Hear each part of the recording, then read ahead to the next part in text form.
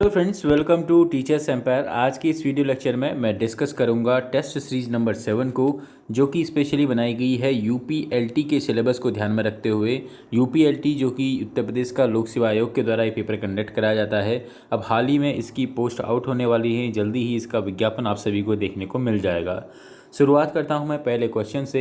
ये test series मैंने बना के रखी हैं और एक ही टेस्ट सीरीज करके इनमें ध्यान रखिएगा वही राइटर इंक्लूड हैं, वही क्वेश्चंस इंक्लूड हैं, या तो जो डायरेक्टली सिलेबस से रिलेटेड हों या जो सिलेबस में राइटर आपको प्रिस्क्राइब किए गए हैं यूपी पीएससी के द्वारा उनके इर्द गिर्द हों। मतलब जो क्वेश्चंस घूम के आते हैं वो क्वेश्चंस भी मैंने इसमें इंक्लूड करने की कोशिश करी है।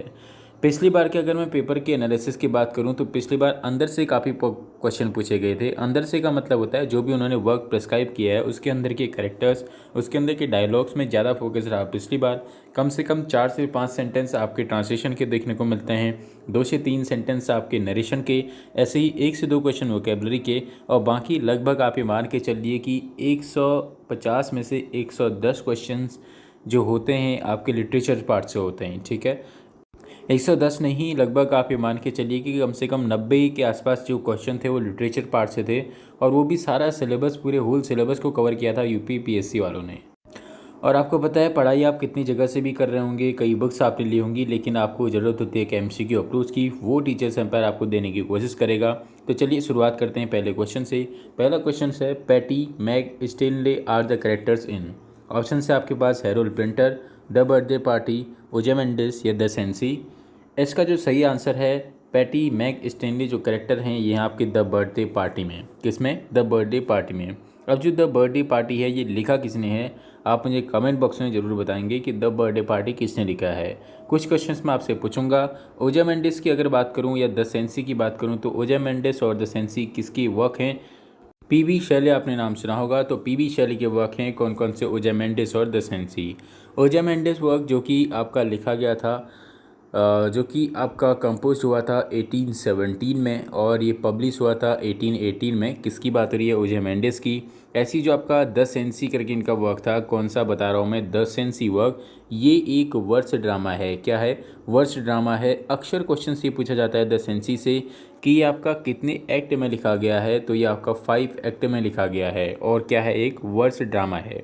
ठीक है, और एक इटालियन फैमिली से इंस्पायर्ड है, यानी जो आपके एक इटालियन फैमिली और एक तरीके से आपको रियलिस्टिक ट्रेजेडी को इसमें दिखाया गया है।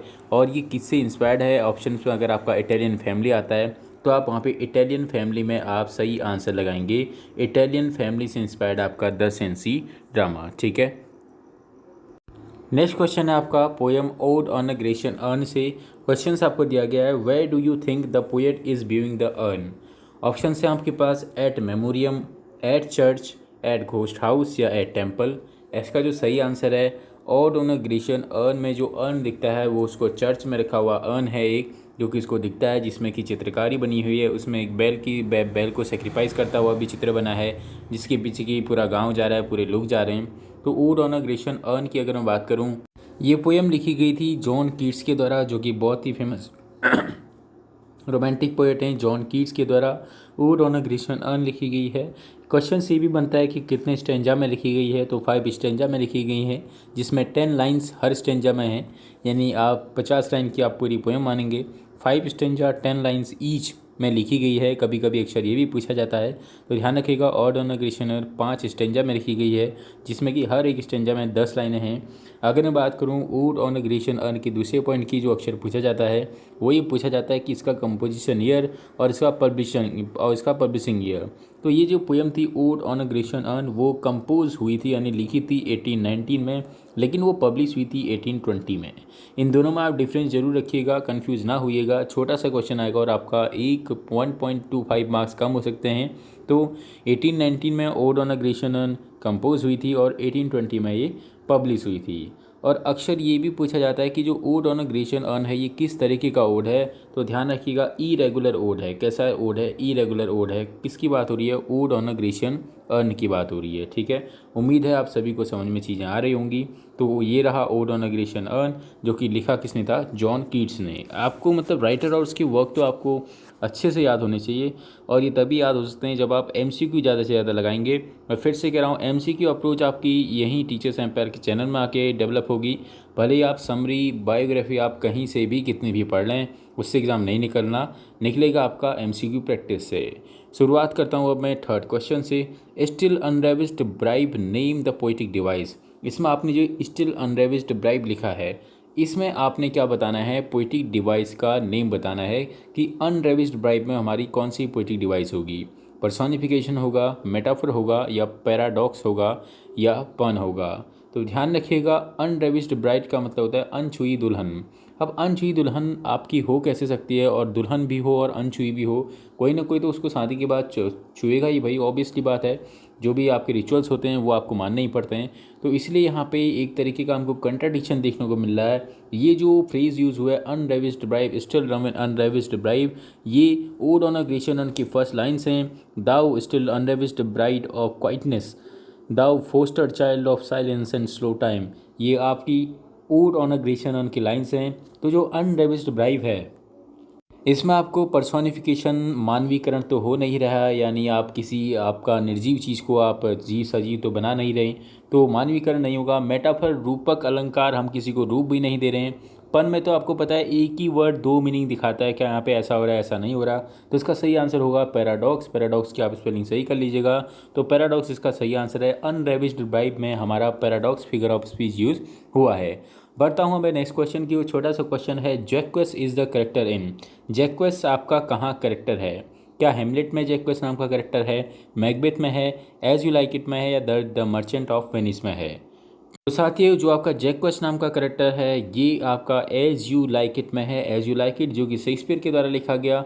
कमेंट बॉक्स में आप कमेंट करके जरूर ये बताएंगे, अगर आप इस वीडियो को देख रहे हैं, अगर आपको लग रहा है कुछ भी प्रॉफिट मिलता है, छोटा सा आप एक कमेंट छोड़ें अपने इन प्यारे प्यारे हाथों से। तो एज यू लाइक इट आपने मुझे बताना है कि ये ट्रेजेडी है या कॉमेडी है। छोटा सा क्वेश्चन है, ट्रेजेडी है या कॉमेडी है। जल्दी से आप कमेंट बॉक्स में कमेंट करेंगे, वीडियो को पॉज करके फिर आप आगे की वीडियो देखेंगे, ठीक है? तो जल्दी बताइएगा। तो जैक्वेस नाम का करेक्टर किस में है? एज यू लाइक इट में है। नेक्स्ट अब मैं बढ़ता हूँ नेक्स्ट क्वेश्चन की ओर। छोटा सा क्वेश्चन है, P B Shelley belongs to which century. ध्यान रखिएगा, क्वेश्चन सरल ही आएंगे लेकिन आपके मार्क्स वहाँ पे मिस हो जाएंगे, इसलिए आप जरूर इन चीज़ों को ध्यान रखिएगा। छोटे छोटे क्वेश्चंस आपको बहुत बड़ी सफलता की ओर ले जा सकते हैं, और अपने इन बड़े से अंगूठे से आप छोटा सा वहाँ पे अंगूठा दबा दीजिए। P B Shelley belongs to which century, तो कौन सी सेंचुरी से बिलोंग करते हैं? ऑप्शंस आपको दिए गए हैं 18th, 19th, 16th, और ओहो 2 बार 19 दे दिया, तो मैं एक 19 को हटा देता हूँ। तो पीबी शैले अब कौन सी सेंचुरी से बिलोंग करते हैं? इसका जो सही आंसर है ऑप्शन नंबर बी, यानी 19th सेंचुरी से बिलोंग करते हैं। अब आप कहेंगे कि रोमांटिक एज के हैं लेकिन 19th सेंचुरी से बिलोंग करते हैं। ध्यान रखिएगा, शैली, कीट्स, बायरन, ये सभी आते हैं रोमांटिक एज में। पीबी शैली की अगर बात करूं, हैं तो ये रोमांटिक एज की, लेकिन इनके वर्क फेमस हुए थे 19th सेंचुरी में, इसलिए जो इसका ऑथेंटिक और राइट आंसर होगा वो होगा 19th सेंचुरी। बढ़ता हूँ नेक्स्ट क्वेश्चन की ओर। वीडियो को लाइक करना आप ना भूलें। Shakespeare died at the age of, फिर से थोड़ा सा क्वेश्चन है, कंफ्यूज जरूर करेगा। तो Shakespeare died at the age of 52 है, 54 है, 56 है, या 60 है? जल्दी से आप आंसर बताइए कमेंट बॉक्स में, फिर आप अपना आंसर सही चेक कर सकते हैं कि सही आंसर आखिर है क्या। तो Shakespeare was died at the age of, तो आपको ये तभी आप आइडिया लगा सकते हैं जब आपको उनका बर्थ और आपको उनकी डेथ पता हो। तो शेक्सपियर का आप लाइफ स्टॉर्म जरूर आप कमेंट बॉक्स में लिखेंगे, मुझे इंतजार रहेगा आपके कमेंट का, ठीक है? तो Shakespeare died at the age of, इसका सही आंसर है 52। ऑप्शन नंबर ए इसका सही आंसर होगा 52। नेक्स्ट आता है, twins Sam and Eric are the characters in, यानी दो ट्विंस करेक्टर हैं Sam and Eric. Twins Sam and Eric are the characters in, तो ये कौन सी आपके नाटक में करेक्टर हैं ट्विंस सैम एंड एरिक? ध्यान रखिएगा, फिर से कह रहा हूँ, यूपीएलटी के सिलेबस को ही ध्यान में रख के क्वेश्चन दिए गए हैं, वही वर्क हैं, वही राइटर हैं, फालतू का कुछ भी आपको नहीं देखने को मिलेगा। तो ट्विंस सैम एंड एरिक कौन सी नाटक में करेक्टर हैं? टाइट कॉर्नर में हैं, ऑल फॉर लव में हैं, लॉर्ड ऑफ द फ्लाइज में हैं, या किंग लियर में हैं? तो जो इसका सही आंसर है वो है आपका Lord of the flies. Lord of the flies में आपका सैम और एरिक नाम के दो हमें ट्विंस देखने को मिलते हैं, किसमें? लॉर्ड ऑफ द फ्लाइज में। अगर मैं बात करूं अदर वर्क की, तो ये अदर वर्क आपके यूपी के एलटी के सिलेबस से मेंशन है। एटलीस्ट राइटर और उसके वर्क के नाम तो आपको बाय हार्ट याद होने चाहिए। अगर मैं बात करूं टाइट कॉर्नर की, तो टाइट कॉर्नर किसने लिखा था? ये लिखा था ईवी लुकास ने। किसने लिखा था? ईवी लुकास ने लिखा था टाइट कॉर्नर, जो कि आपके यूपी के सिलेबस में मेंशन है। ईवी लुकास ने टाइट कॉर्नर लिखा था, जो कि प्रूज वर्क है। अगर मैं बात करूँ ऑल फॉर लव, ये तो आप सभी को पता होगा, जॉन ड्राइडन ने लिखा था। किसने लिखा था? जॉन ड्राइडन ने लिखा था। एक छोटा सा क्वेश्चन पूछूंगा कि ईवी लुकास की आप नेशनलिटी आप जरूर कमेंट बॉक्स में बताइए कि ईवी लुकास इंग्लिश हैं या अमेरिकन हैं, अफ्रीकन हैं, क्या हैं? ठीक है, तो ऑल फॉर लव जो कि लिखा था जॉन ड्राइडन ने। लॉर्ड ऑफ द फ्लाइज आपको मैंने बता ही दिया कि ये जो सैम एंड एरिक हैं ये आपके लॉर्ड ऑफ द फ्लाइज में हैं। और लॉर्ड ऑफ द फ्लाइज किसने लिखा था? विलियम गोल्डिंग ने वर्क लिखा है। विलियम गोल्डिंग ने। कौन सा? Lord of the flies. King Lear, very famous writer, well known writer, Shakespeare ने लिखा है किंग लियर, जिसमें उसकी 3 या 4 बेटियां होती हैं। ठीक है, गोंड्रिल वगैरह होती हैं। तो आप इसको देख लीजिएगा, फिर से रिकॉल करेंगे किंग लियर में कितनी बेटियां हैं। अगर आपको चारों बेटियों के नाम याद हैं तो आप कमेंट बॉक्स में ज़रूर बताइएगा। फाइंड द इनकरेक्ट वन, आपने हमें इनकरेक्ट वन बताना है। आपको 3 पार्ट सेंटेंस, 4 पार्ट सेंटेंस के दिए गए हैं, तो इसमें से कौन सा पार्ट इनकरेक्ट आपको लग रहा है? He said that he preferred coffee than T.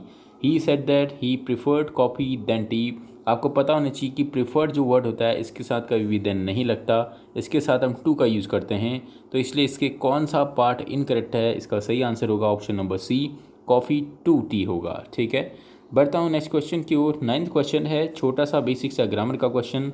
All that glitters dash not gold, all that glitters are not gold, is not gold, like not gold, be the gold. तो all that glitters like not gold ये तो है नहीं। तो जो ये famous phrase है हमारा, जो हमारी वेल नोइंग है, वो है आपका all that glitters is not gold. इसका सही आंसर है, और सही आंसर होगा ऑप्शन नंबर बी, यानी इज़ नॉट गोल्ड, यानी हर चमकती हुई चीज़ सोना नहीं होती। नेक्स्ट है क्वेश्चन नंबर 10। फिर से कह रहा हूँ, बड़े से अंगूठे से छोटा सा लाइक जरूर दबाएं। छोटा सा अंगूठा बनाए वो भी आपके लाइक के इंतजार में रहता है। Fall is the dash form of the verb. तो फॉल इस वर्ब की कौन सी फॉर्म है? मतलब फॉल वर्ब की कौन सी फॉर्म है? क्या ये प्रेजेंट फॉर्म है, क्या ये पास्ट फॉर्म है, क्या ये फ्यूचर फॉर्म है, या नन ऑफ द अबव है? तो fall is the dash form of the verb. तो fall, fell, fall, fall, fell, fall, आप मुझे इसकी तीनों फॉर्म्स लिख के बताएंगे। वैसे काफ़ी फेमस है, एक्टिव पैसिव में भी काफ़ी बार आपको कंफ्यूज करती है फॉल की फॉर्म। तो फॉल, फेल, फैलन इसकी सही फॉर्म्स होती हैं। FALL फॉल, फेल, फॉलन, ये आपकी फॉल की फॉर्म्स हैं। तो जो फॉल है ये वर्ड है प्रेजेंट फॉर्म का। कौन सी फॉर्म का? प्रेजेंट फॉर्म का। आपको पता है 3 प्रकार की फॉर्म होती हैं। जो फर्स्ट फॉर्म होती है उसको हम लोग प्रेजेंट फॉर्म बोलते हैं, और जो सेकंड फॉर्म होती है उसको हम पास्ट फॉर्म बोलते हैं। कहीं एक बार यूटेट में ये भी क्वेश्चन बेसिक सा पूछ लिया गया था कि वर्ब की फर्स्ट फॉर्म को हम लोग कौन सी फॉर्म बोलते हैं? तो प्रेजेंट फॉर्म बोलेंगे, और सेकंड फॉर्म को हम लोग पास्ट फॉर्म बोल देंगे। तो ये थी आपका फॉल वर्ड की फॉर्म्स, फॉल, फेल, फॉलन। ठीक है, फेल यानी FELL आएगा भाई, ध्यान दीजिएगा आप जब एक्टिव पैसिव वॉइस बनाते हैं। ठीक है, तो वहाँ पे आपको पता है बी की फॉर्म के साथ थर्ड फॉर्म आती है। तो चलिए लर्नर्स, आज की वीडियो में इतना ही। वीडियो में लाइक का टारगेट रहेगा ओनली 50 लाइक पूरे होते ही उम्मीद होगी आपको एक ऐसे ही टेस्ट सीरीज़ लाने की। तो चलिए मिलते हैं हम नेक्स्ट टेस्ट सीरीज़ में। ये कुछ पुरानी टेस्ट सीरीज़ हैं, एक दिन हम इन सभी को रिवाइज़ करेंगे। Thank you.